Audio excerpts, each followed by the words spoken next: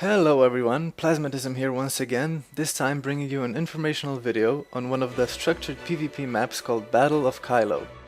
Battle of Kyhlo is a control point based map.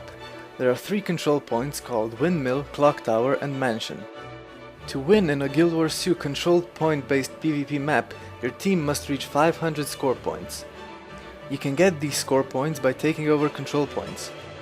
Taking over a control point will grant your team 1 score point every tick, whereas every tick happens in approximately 1.8 seconds.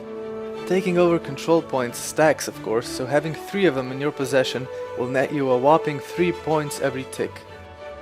You will also receive 5 score points for killing a downed enemy player.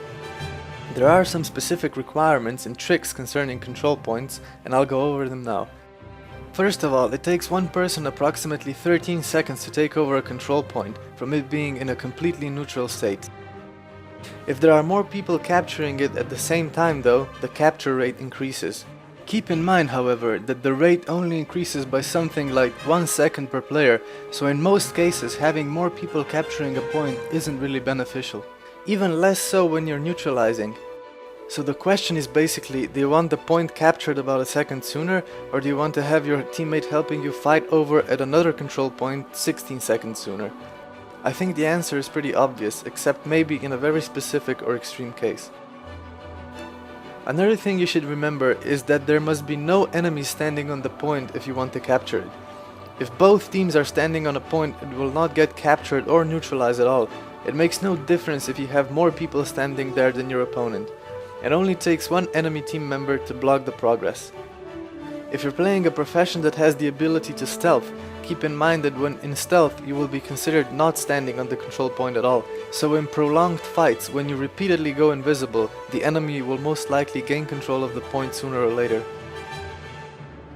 There is a special gimmick related to this specific PvP map, the trebuchets. Each team has one next to their spawn point. With them you can toss big fire boulders almost all the way across the map. They deal massive damage, usually around 9 to 11k per hit, which can obviously make a huge difference in a team fight. They are pretty slow, and actually hitting things with them takes quite some getting used to, and that's exactly why I'll show you some commonly used firing spots and how to easier hit your trebuchet shots. To make charging the trebuchet shot easier and more precise, a good trick is to imagine a horizontal line over your heads-up display. For example, to hit the side control point closest to you, or simply the one on the left, you have to charge the trebuchet shot somewhere around the left side of your healing skill square. To hit the clock tower, you charge it to around the middle of your dodge bar. And to hit the far side capture point, or simply the one on the right, you charge it somewhere around the center of your healing skill square. You can still miss your target by hitting too far on the left or right, but that part takes a bit of getting used to. Try to rotate the camera while you turn the trebuchet itself, and just align the center wooden part to a horizontal line on where you want to hit. Trebuchets can be destroyed though, so if it's giving you too much trouble, try to coordinate with your team to take it down.